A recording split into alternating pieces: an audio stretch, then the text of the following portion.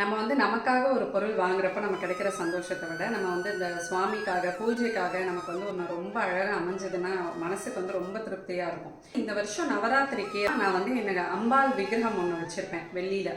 So அது அழகாக வந்து ஒரு தாமரை மாதிரி ஏதாவது ஒரு பீடம் இருந்து அதில் செட் பண்ணி பூஜை பண்ணணும் அப்படின்னு எனக்கு ரொம்ப நாள் ஆசை.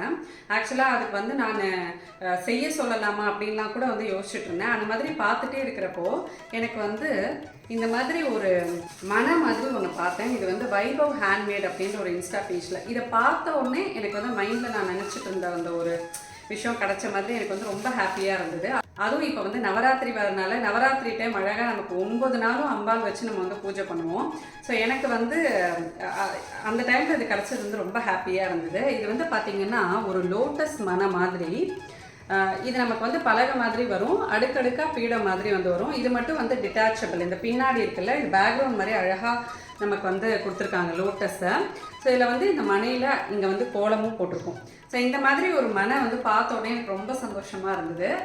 சரின்ட்டு நான் எனக்கு ஒன்று சரண்யாக்கு ஒன்று வாங்கினேன்.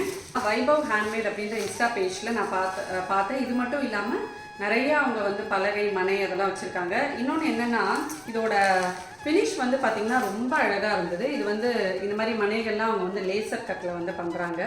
ரொம்ப சூப்பராக இருந்தது. சுவாமி ரூமில் உங்களோட விக்கிரகம்லாம் வைக்கிறதுக்கு மனை இந்த மாதிரியெல்லாம் நீங்கள் பார்த்துட்ருக்கீங்கன்னா அவங்க பேஜில் வந்து நீங்கள் செக் பண்ணுங்கள். இது வந்து ரொம்ப அழகாக பபிள் ரேப் பண்ணி வந்திருந்தது. ஸோ எனக்கு ஒன்று சரண்யா சொன்னேன். நம்ம இந்த மாதிரி நவராத்திரி டைமில் யாருக்காவது கிஃப்ட் பண்ணால் கூட ரொம்ப ஹாப்பியாக ஃபீல் பண்ணுவாங்க.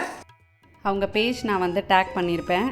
நீங்கள் வந்து உங்களுக்கு இந்த மாதிரி ஏதாவது பூஜை பொருட்கள்லாம் வேணும் அப்படின்னா நீங்கள் அவங்க பேஜ்லேருந்து செக் பண்ணிக்கோங்க.